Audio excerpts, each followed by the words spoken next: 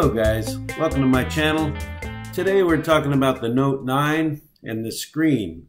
The edge-to-edge screen, the infinity display goes, side to side, but it doesn't go to the ends, which for me is a non-issue because using it as a drone controller, you can barely touch the icons. The controller grabs the phone on end to end, which takes up the blank space, which is a non-issue.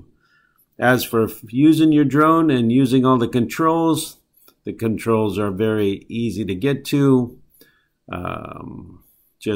It just works so slick for a drone screen. The brightness is good. The fit to the controller is good. The controller is a little bit tight, which of course you're going to put a $1,000 phone in the controller, you don't want to drop it. But as for functioning, all the icons are right where you like them. It works really well. But, guys, I know the iPhone people, they want to see the screen all the way to the edge, and it's a nice aesthetic function. You got a 6.4-inch screen here that is absolutely gorgeous, super AMOLED. For controlling a drone, it's almost overkill. If you could have such a thing, which is the way I like it. I like to be able to see my icons, see my screens out in the daylight.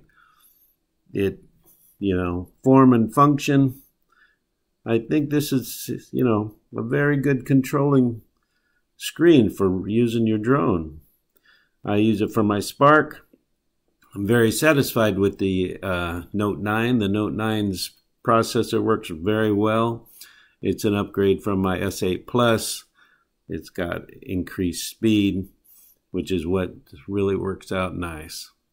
So guys, there you have it. I just wanted to touch bases with you while I'm traveling. There's a lot of talk about the Note 9 versus the iPhone XS Max. I think this is the ideal phone for flying your drone. There you have it, guys. You guys have a wonderful day. I'll catch you on the next one. Please hit like and subscribe, and I'll catch you on the next one.